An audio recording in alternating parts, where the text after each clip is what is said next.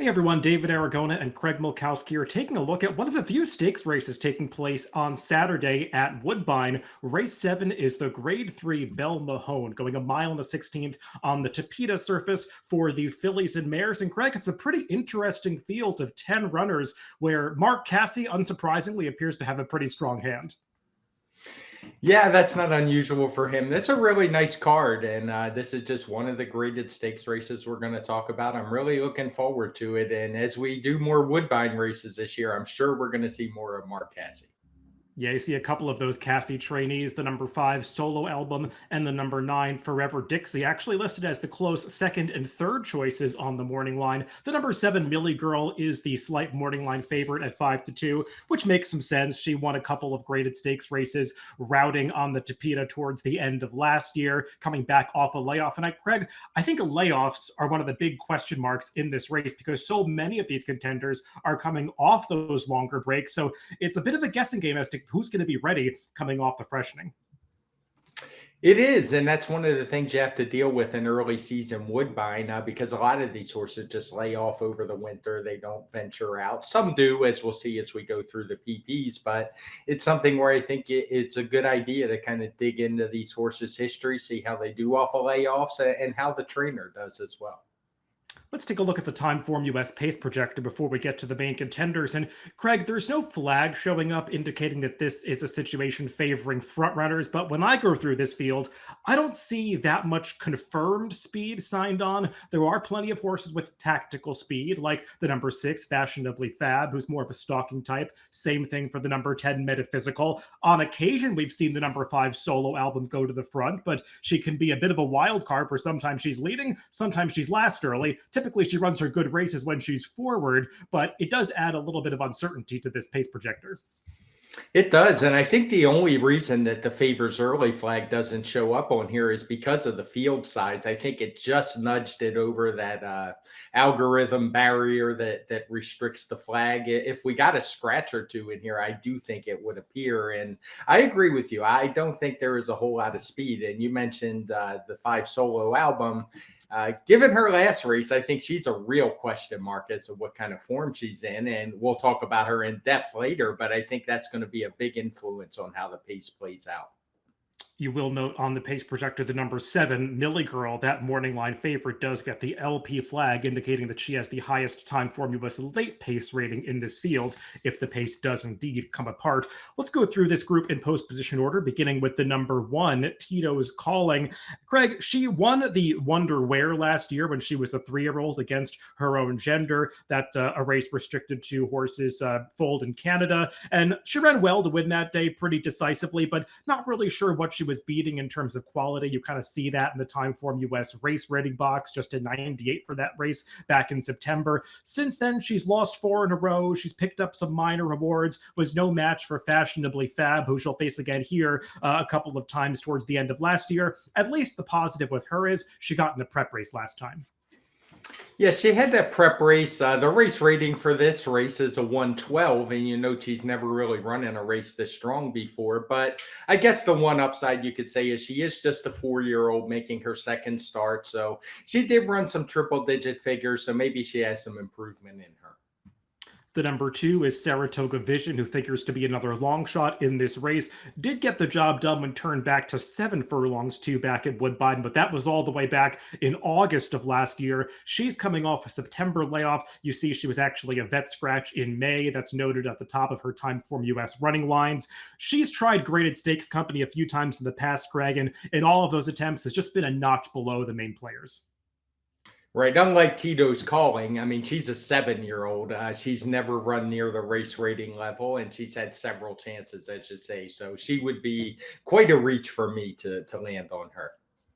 The number 3, Indy Champagne, is another one that could be a bit of a price, but you can make a better case for her because she does at least have some speed figures that put her in the mix. She faced off against Millie Girl and solo album last time in the Maple Leaf. I know that there is some minor trouble noted in the comment. Personally, when I watched that replay, I thought she got a great trip. She did have to wait in traffic briefly, but I thought at a time that didn't really affect her. She got clear with plenty of time in mid-stretch and actually got there at the 8th pole and then just couldn't really see out the mile and a quarter distance. Turning back to a mile and a 16th probably is going to help her a little bit, but she still has to turn the tables on those two main rivals, is catching a pretty tough field coming off the layoff, and the long break does have to be a question mark for her. Yeah, I guess the one thing you could say about her last race when she lost to a couple of those rivals is she was much closer to the pace than those horses who kind of swallowed her up late. But the layoff is a question. She does have speed figures that make her a competitor here, though. The number 4 is Big Brass Bed, who is shipping up from Florida for trainer Brendan Walsh. She is a horse who has never run quite fast enough to be a contender with some of the top players in this race, but all of her prior races, or mostly her races last year as a 3-year-old, she's made a couple of starts as a 4-year-old on the turf this winter at Gulfstream. So as a lightly raced horse, I suppose you could say that she does have some upside still, but I didn't see too much of an excuse in her prior race over the Woodbine surface in the Woodbine Oaks last year when she was in the Chad Brown stable. Now she's coming in for the new barn, and she just has to show me a little bit more, Craig. Yeah, I would agree. And I think you could even make the argument based on the little bit of data that we have that she might even be better on turf. The speed figures certainly point that way. The one counter to that would be that she laid off and switched barns after that race. So maybe something went wrong there. I wouldn't totally dismiss her as a 4-year-old, but she has to take a big step forward. Getting into some of the main players, the number 5 is Solo Album, and on her best day, Craig, she's got to be considered a contender in a race like this. We saw her actually cross the wire first against males in the Grade 3 Ontario Derby back in October of last year, was disqualified that day in what was a controversial decision for an infraction very early in the race. Subsequent to that, she was second to Millie Girl. I didn't think she got the best trip in the Maple Leaf. She's just never in the most comfortable spot when trying to rally, whereas Millie Girl looped the field in a race that was falling apart towards the end.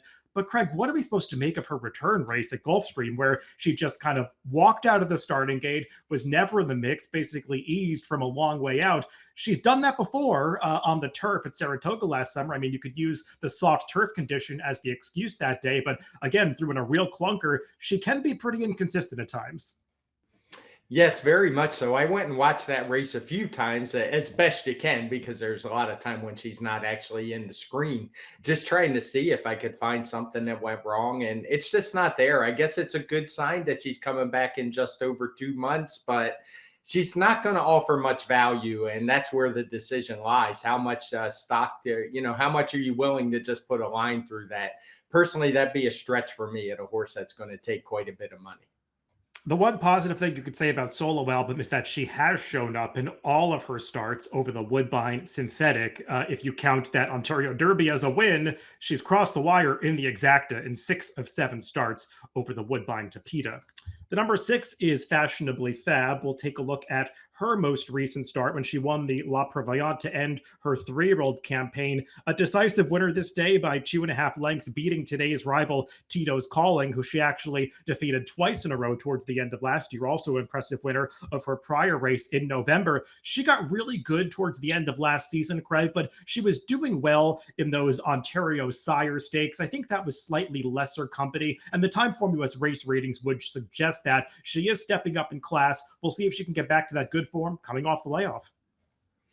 Yeah, the layoff is the real question for me. Sometimes I would be concerned about those blue fractions we see in the last couple races, thinking, maybe she had things very easily, even though she wasn't on the lead. She was right up there on the pace. But I kind of like what I see from her because she is just a 4-year-old. She's already run speed figures that are competitive in this field. And I also can envision a scenario where she gets a very similar pace, where she's just kind of right up there on a pace that's not very quick. A little early in her career, she was pretty headstrong, but now it seems like she was able to raid off those easy fractions. So I think she's got a shot.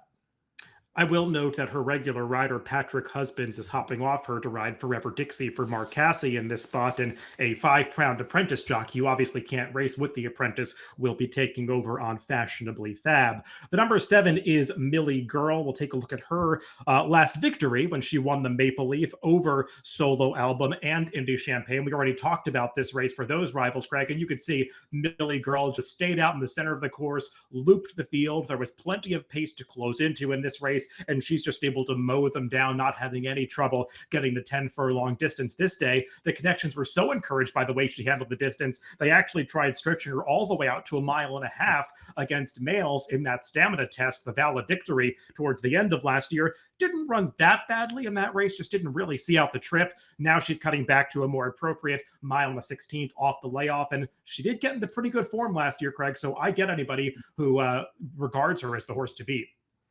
Yeah, I think she is probably the horse to beat in here. The speed figures point in that direction, particularly if you ignore the try at 1.5 miles, which maybe was a little too far. The only real concern I have is the layoff. Some might say the pace, because she is a horse that comes from off of it, but she's run well against slow paces before, so she's shown she can handle fast and slow. She's a big player here.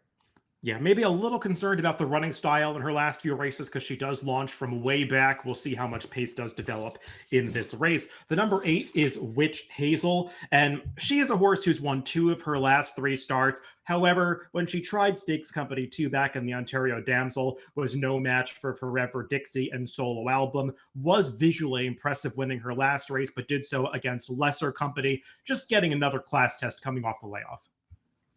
Yeah, I get giving her a try again. I mean, at the time she tried Stakes, there wasn't a whole lot of pace in that race. Maybe she wants more, but not sure she's going to get it here. She is a 4-year-old. Her speed figures aren't too far off the race rating, so I'd say you could find worse long shots than her. The number 9 is Forever Dixie. We'll take a look at her last race when she won at Gulfstream in late April. So she does have a prep race and some recency over her rivals coming in here. This was obviously on the turf, but she seems equally talented on both turf and synthetic. So don't mind her switching back to the Tapeta here. And Craig, I like this victory. She never looked like she was necessarily going to win this race, but she just kept staying on.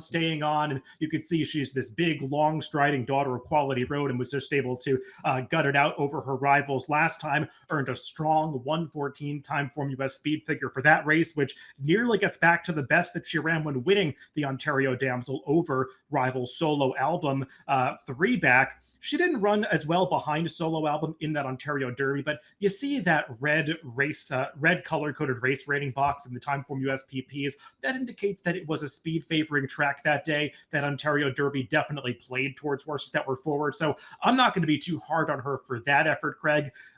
I could argue that she's the horse to beat based on her last 2 of her last 3 races.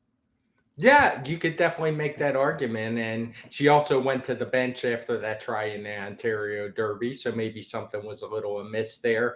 If I was watching her last race only and didn't have her PPs in front of me, the way she ran, I would say she looks like a horse who wants to be on Tapeta or would do well on Tapeta. So returning to that surface that she likes, another main player for sure.